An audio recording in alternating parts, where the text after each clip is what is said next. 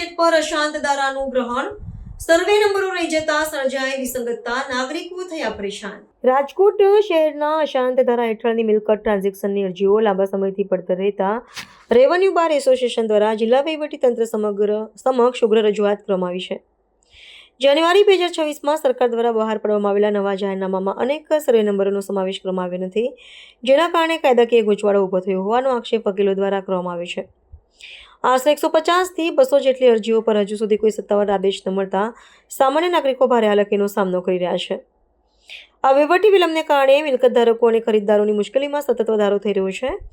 અશાંત ધારા હેઠળ જરૂરી મંજૂરીના આદેશો ન હોવાથી દસ્તાવેજ નોંધણીની પ્રક્રિયા સ્થગિત થઈ ગઈ છે, જેની સીધી અસર બેન્કિંગ વ્યવહારો અને હોમ લોન જેવી નાણાકીય પ્રક્રિયાઓ પર પડી રહી છે।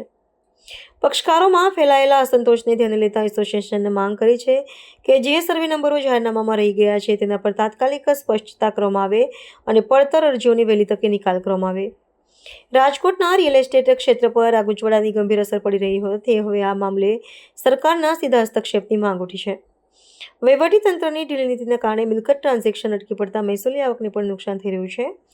રેવન્યુ બાર એસોસિએશનના જણાવ્યા અનુસાર જો આગામી દિવસોમાં સમસ્યાનું નિરાકરણ નહીં આવે તો નાગરિકોના હિતમાં આંદોલનાત્મક પગલાં લેવાની પણ ચીમકી ઉચ્ચારવામાં આવી છે।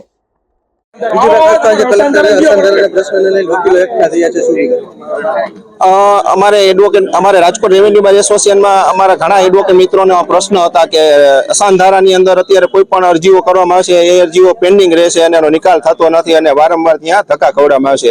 એટલે થોડાક અઠવાડિયા પહેલા અમે પ્રાંત શહેરની અંદર પણ મુલાકાતે ગયેલા અને રજૂઆત કરેલ પણ એનો નિકાલ આવેલ નહીં।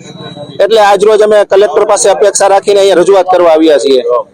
પ્રશ્ન એવો છે કે 2021ની અંદર અશાંત ધારાની અમલવારી કરવામાં આવેલ, ત્યારબાદ ઉત્તરોત્તર એની અંદર બીજી સોસાયટીઓ survey number, city survey number ઉમેરવામાં આવેલ અને 2026ની અંદર રિન્યુઅલ થયેલ અશાંત ધારાનું। તો રિન્યુઅલ વખતે જે 2021 પછીના જે સર્વે નંબર ઉમેરાયેલા હતા તે 2026માં રિન્યુઅલમાં ઉમેરાયેલા નથી। તે કારણોસર હાલમાં દસ્તા થઈ શકતા નથી અને પ્રશ્ન એવો થાય છે કે બહાર ગામથી વિદેશથી કોઈ આવતા હોય, લોકલ કોઈ આવતા હોય, આમ પ્રજા અત્યારે દસ્તાવેજ કરવાના નોંધણીમાં બહુ જ અત્યારે હાલાકી ભોગવી રહ્યા છીએ। પેમેન્ટ થઈ ગયેલા હોય, સોદા થઈ ગયેલા હોય, લોન લેવાની હોય, એવા પ્રશ્નોની અત્યારે લગભગ 200 થી 300 અરજીઓ પેન્ડિંગ છે અને વારંવાર રજૂઆત કરવા છતાં નિકાલ થતો ન હોય। આજ રોજ આમ સૌ વકીલ મિત્રો અમે રજૂઆત કરવા આવી રહ્યા છીએ।